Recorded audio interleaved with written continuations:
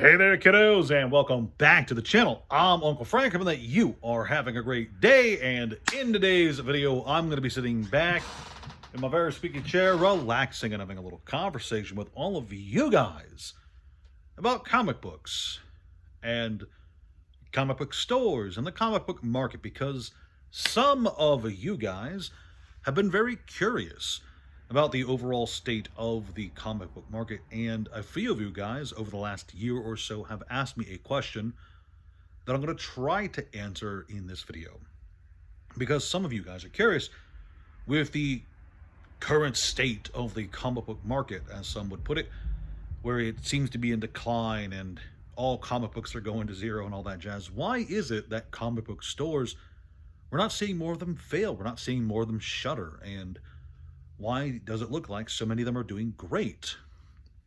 And in this video, I'm going to try to, well, talk about that and give you guys my opinion on it. And I think the first opinion I should give is that overall, I don't think that the comic book industry is as bad as a lot of people like to make it out to seem sometimes. Yes, it's certainly true that there are issues in comic books, some on the consumer side, and some on the publisher's side. You know, DC and Marvel have had their fair share of ups and downs lately. There's been some shuffling around for the smaller publishers. The Diamond situation, that was pretty big not that long ago. And plus, on the consumer side, there's things like the aging collector base, some of them moving out of the hobby entirely, selling off their collections to fund whatever their retirement looks like. There are fewer new readers in some respects, and there's a lot of competition from other forms of medium these days: books, manga, video games, TV shows, you name it. There's an ever-growing list of things that is constantly pulling people's attention away from comic books. After all, every form of entertainment is always competing for everyone's attention. That's just how it is. And as every medium grows, so too does the competition. But to get things back on track, comic book stores, especially recently, have not seemed to be in a decline that would reflect what some people think the larger industry is in. In fact, in 2026, almost said 2027, in 2026, it seems that a lot of comic book stores are doing better than ever. In fact, some of them are saying that 2026 is the best year they've had in a very long time. Now, what's going on there? If the industry is collapsing, as some people say, why is it that comic book stores are doing so good? Well, the easy answer I could give you guys is that no, the industry is not collapsing, and the stores thriving is the best example of it.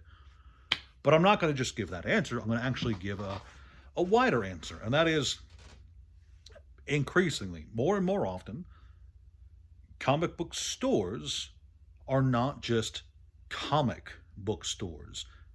And new releases from publishers like DC and Marvel and Dynamite or whatever, it's less and less often their bread and butter. With a lot of stores, especially the ones that have been around for a while, that are the ones that know how to do the business, they have an ever-growing catalog of other collectibles and hobby merchandise to supplement their sales. Things like back issues of popular comics, the manga industry, there's a lot of cool manga out there, trading cards, toys, board games of all sorts, other collectibles, good and bad collectibles. We've seen some really awesome stuff on comic book shelves and some really less than awesome stuff on comic book shelves over the years. You know, comic stores over the last, I would say, 15 years, really in the pop culture zeitgeist, have really kind of cultivated this image of a general nerd hangout. And they have been a general nerd hangout for a long time, don't get me wrong, but things like Stranger Things, for instance, driving a lot of people back into, Dungeons and Dragons, combined with other hobbies being kind of on display in pop culture, really have given a lot of attention to comic book stores as a good place to go to get the nerd stuff you want.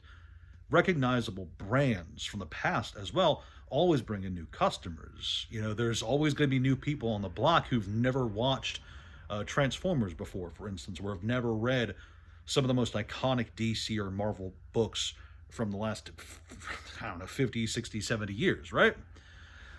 New readers are going to constantly exist, and new readers are always going to want more comics, especially a lot of the older ones. And of course, the older it gets, there's a decent, not a guarantee, but a better chance of it being profitable to sell. Sure, there are definitely some old comics that the stores have to sell to loss just to get rid of them, but it's not always really the case. And I have to stress as well, new comics do have customers. Physical media as a collectible it's hot again. It's on the rise with a lot of these people becoming more and more aware that digital only media is a meme, a joke, and more like theft than ownership, honestly. So when Marvel or DC, for instance, put out this really good story, there's a surge of people who want to get it. I mean, just look at the Absolute line. Absolute Batman, Absolute Superman, Absolute Wonder Woman. People love that shit, eat it up. And every time there's a new Absolute line announced, it seems that there's a conga line of people rush into the comic stores to get their issues. There's some good stuff out there, and when it is good, people want it. And overall, it really does say a lot that it's not just comics. Comic book stores, like I said, have become a generalized nerd hangout. People play cards there. They play board games there. They assemble their minis.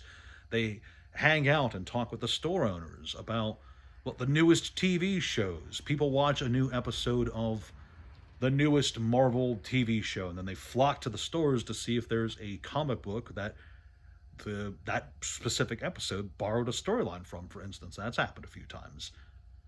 And all of this stuff combines to provide a level of diversity, that magical D word that so many financial experts like to throw about, diversity, that really it goes a long way, I should say, towards really padding out the revenue and income a individual store can have. And the smart stores, the ones that understand the industry well, understand their customer base as well, they'll do a really good job of picking up the different kinds of collectibles that will do well.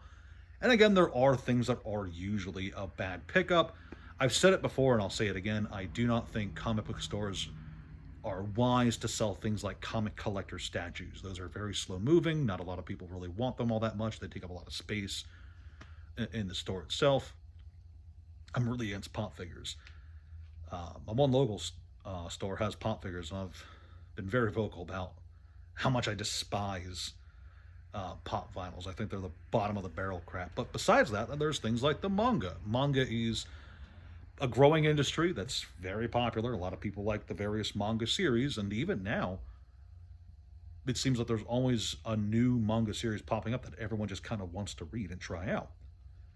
There's all kinds of cool board games that people want to play or just try out, and sometimes your local comic store will be the best place to get that stuff, because believe it or not every mom and pop TCG store, not every mom and pop card game shop is going to have board games. Some of them eschew board games entirely just to go full on with the TCG idea, which I think is a missed opportunity. I think board games and card games should take up the same space, but what do I know?